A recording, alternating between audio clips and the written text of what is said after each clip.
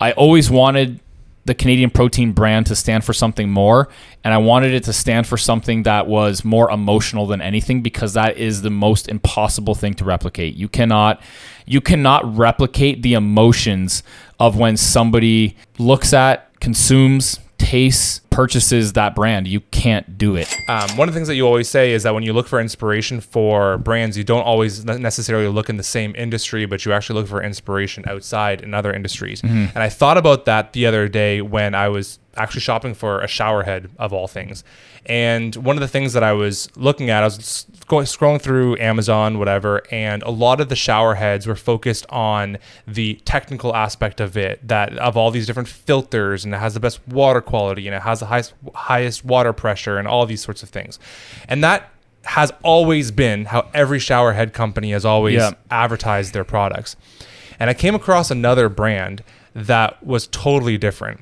That it's one that was focusing on the like aesthetic beauty of the shower head. That it's like very modern and it's very simple and it's like it's very high quality still, but it almost focuses on the design aspect of it and the simplicity of it, which is very much a trend across all industries nowadays, rather than like the technical side, right? Emotional branding.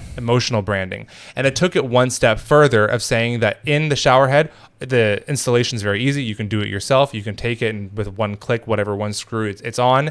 But in between the spout and the shower head, there's a filter. And then they have a subscription model where you just have a monthly subscription for this little filter, and it's super cheap. It's like whatever, $5 a month or something. And they send you a new filter every month or every 3 months or something. And that will make sure that your water is of the highest quality, But it's very simple. It's focused on the emotional aspect, the simple aesthetic that's very much in style right now, and the subscription model, which I've never seen applied to a shower head company ever before. Yeah. And it made me think, I'm like, this is fucking brilliant. Because, and then I ended up going down a rabbit hole of looking into how much this brand has been blowing up in popularity, because they didn't look to other shower heads or other shower head companies in the past of how it's always been done. They looked to, okay, how are other companies succeeding right now in today's market?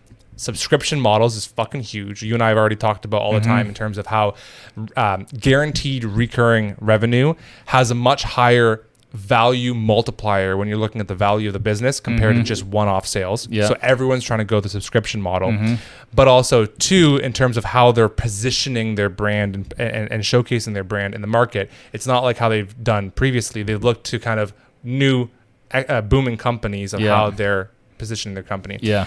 And so walk me through kind of like how you have always looked at other brands in other industries for maybe inspiration on the companies that you own. Yeah. So early on, I realized that people don't buy based off of technical aspects. The majority of people buy based off of emotion. And that's why Apple is so successful. That's why Nike is so successful. It's not because Nike has the best running shoes. It's because, for the most part, if you think you're going to be putting on a pair of Nikes that you're going to be able to run like Usain Bolt or that's fucking not a, he's with Puma or some shit like that. Or, for the most, how can I explain this? Where'd I go from that? Just say like, if you put on a pair of Nikes, you're going to run like a professional. Yeah.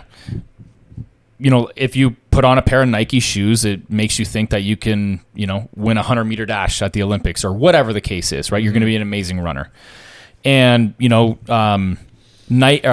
Apple, if you hold an Apple phone, it makes you feel cool or like almost like, if you're holding the new Apple phone, you feel a sense of affluence almost. Right? It's a different feeling. And I've had both. I've had Android, I've had Apple. You feel different when you hold an Apple phone. Maybe people would argue that I've been sucked into the brand. It doesn't matter. It works.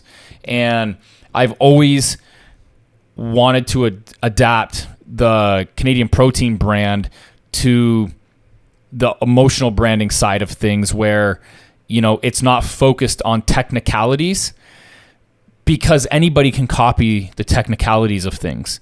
I always wanted the Canadian Protein brand to stand for something more, and I wanted it to stand for something that was more emotional than anything, because that is the most impossible thing to replicate. You cannot replicate the emotions of when somebody looks at, consumes, tastes, purchases that brand. You can't do it. And I feel like there's an aspect of emotional branding with the Canadian Protein brand that we've successfully accomplished. And what do you think is that particular even if it's subconscious for the consumer, what do you think is that emotion that you're kind of connecting with the Canadian Protein brand? I'd say that it's our ability to connect with the Canadian pride aspect of the brand, of the consumer. Mm-hmm. And also the fact that it's not a brand that's intimidating to people.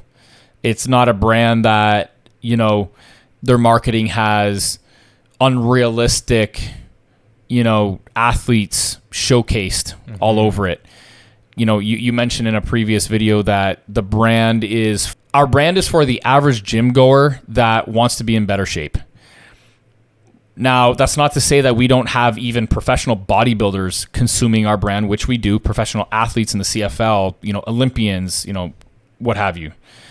And we also have the other extreme where it's people that are, even severely out of shape or don't even go to the gym and you use it as a simple meal replacement. But our brand it's not intimidating. And I feel that the combination of the Canadian pride and the fact that our brand isn't intimidating, has connected with a lot of people. I feel like our brand connects, And one of the really interesting things about that second part that you just said is that it's not what our brand is, it's almost what our brand isn't. Mm-hmm. Right? Interesting. That so much of the market is intimidating, is flashy, has bodybuilders all over their marketing, right? Like it's almost like this is what we're not, and that's what makes us stand out. Exactly. Mm-hmm. And so if for anyone listening that perhaps is trying to grow their own brand or start their own brand or trying to change the positioning of their brand, maybe look to your industry and see, okay, what is everyone doing?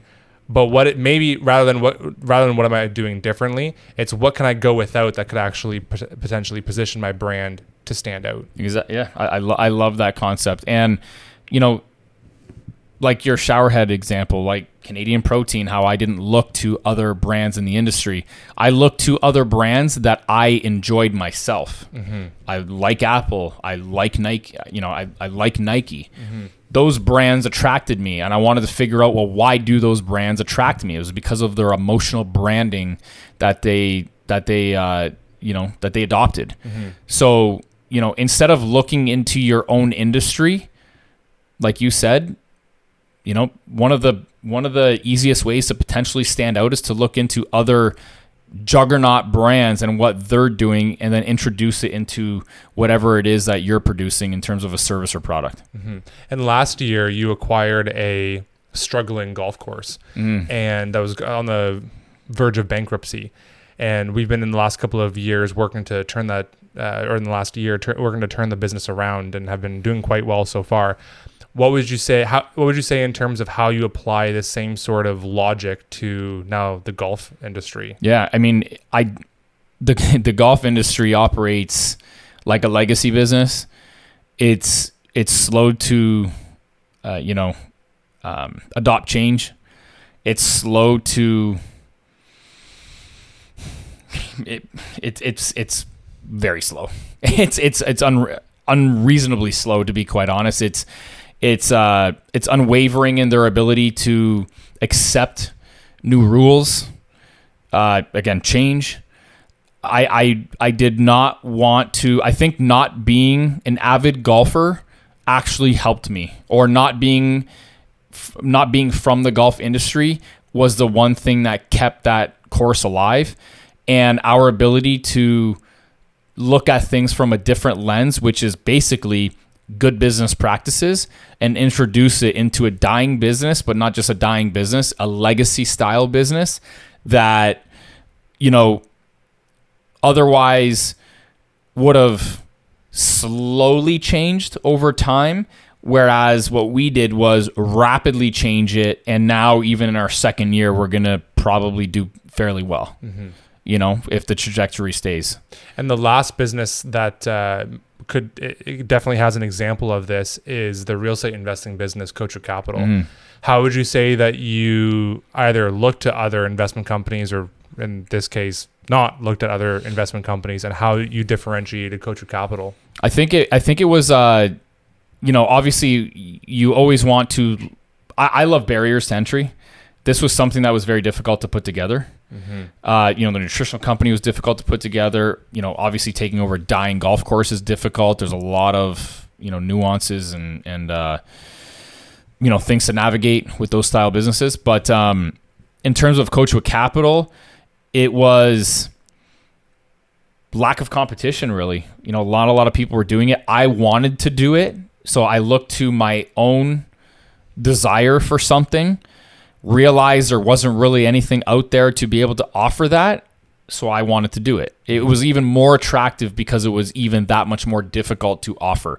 So what we did was build simplicity into a very complicated thing to do. And I feel that sometimes one of the best differentiating factors is simplicity in complicated industries, or introducing simplicity for how can I explain that? Or, you know what I'm talking about? Making things simple for complicated structures is sometimes the best differentiating factor that you could possibly have.